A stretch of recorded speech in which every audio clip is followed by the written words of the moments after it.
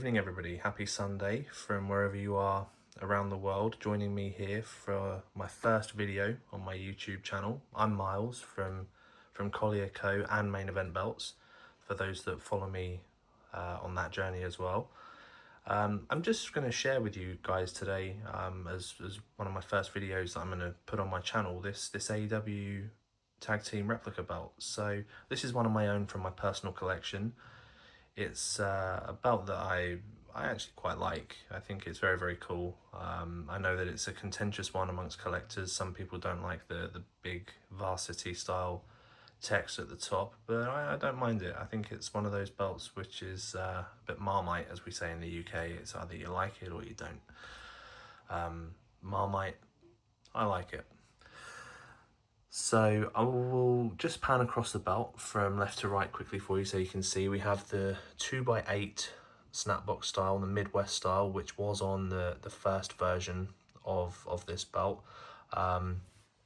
They did have the AEW logos on there, which was for the first time seen when Scorpio Sky and Kazarian won these.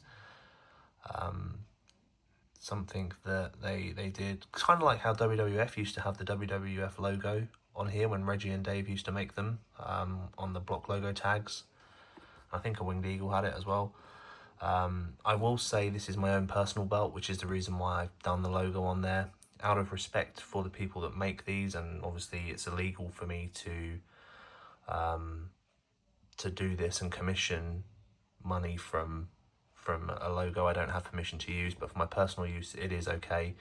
And like I say, out of respect for Dan and Ron who make these, I certainly won't be commissioning them. So I appreciate there will be people probably wanting it on a Releather, but I can't do it, and I won't. So please don't ask. I will be able to do a Releather for you if you wanted me to, but just no logos.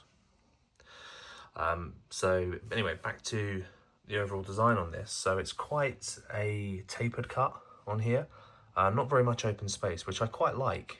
Quite a lot of straps have quite a lot of open space around them. The shell tooling really does tape around the plates nicely. Quite close setting of the plates on here, which I don't mind myself either. You probably see here that gap looks a little bit smaller there than it is, and I can tell you why actually. It's actually not, it's the curve on the main plate, because if you just lift the plate, there you go, they're the same. So if you've ever looked not just at this but any belt and thought, oh, why is that gap smaller than that one, it's actually the same. It's just the curve pushes the leather down and it makes it look smaller. The cut round here is pretty tight. I quite like that as well. You can just see the joining of the shell tooling around the bottom. It contours quite nicely around the points on the bottom of the plate. And then you've got a very small incline on here. You can see that the plate sits just above the shell tooling on the inner side, and then by the time you get to the outer side, it's pretty much just touching the top of it. So that's just the way the strap tapers down before then rounding off around here.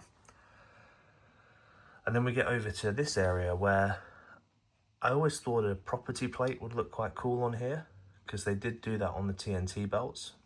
I don't know why they didn't do it for the tags, but that's their prerogative, I suppose. It's their belt, they can design it how they wish, but I do think that it's maybe a missed opportunity to have a property plate on there. Again, the AEW logo in the 2x5 snap box. Really, really nice. I did add a solid gold tip here. So this is a one-piece tip that I had. I had a few of them available here in the workshop, so I decided to upgrade that. Not that there was anything wrong with the standard tips, but they do have a screw on the back of them. And these are just a little bit heavier, so they add a little bit more weight to them and make it feel a little bit more real. The AEW replicas are actually quite heavy in themselves, so they do actually feel like real belts when you hold them. I've had a lot of replicas over the time, and they are hollow casts, but the AEW belts, all of them, are just really, really heavy. And that does add to, like I say, a feel of realness about them. That's why they've used them on television, I suppose, because they've had upgraded replicas on TV many a time. But it does add a weight to the leather because the plates are so heavy. It means that you get that floppiness of the strap where it's being flexed with all that weight of the plates on there. So yeah, it's a nice change compared to what we've been used to with a lot of replicas. So yeah, this is very, very cool. I was very happy with how this came out. I'm going to do a camera cut to show you the backing of this because it has a rather unique backing compared to anything else. So we shall do a switch up now. And through the magic of a camera cut, we are on the back of the belt. So just a quick overview of the snake python backing that I used on this. I actually sourced this particular leather from Italy. I get all of my alligator, croc, snake, python, whatever you want to refer to it as, from this particular supplier because it's a very, very high quality. It's not just a print, it is debossed is the term to use, not embossed. That's a common misconception. When you're stamping into leather, it's debossing into leather, and you deboss the snake print into it rather than just having a print.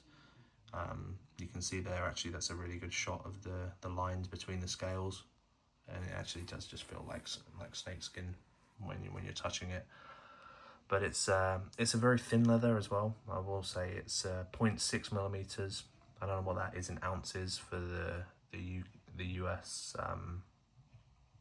comparison. I know you guys use ounces rather than the millimeters we use over here, but it's very thin, which means it's very durable. So you can still see that it retains a lot of its suppleness. I mean, look at that, it's still flopping under handling with the snake backing on there. So very, very good. It's a great quality. Like I say, I use it on all the ones that require it for accuracy. Yeah, it's a really, really nice touch on these. I think it looks really good. And another camera cut back to the front of the belt. So I hope you enjoyed that, and my commentary over this video hasn't been too difficult to listen to. It is tricky holding the camera in one hand, dictating what you're talking about with the other one, and trying to make sure you don't miss anything. I'll get better at it. This is my first go at this properly, so we'll see how things progress. But let me know what you think of this belt in the comments. I would like to see what the consensus is amongst people. What do you think of the leather? It looks as good as far as I can tell, but I'm pretty biased. But yeah, let me know what you think, and I shall see you all on the next one. Thank you.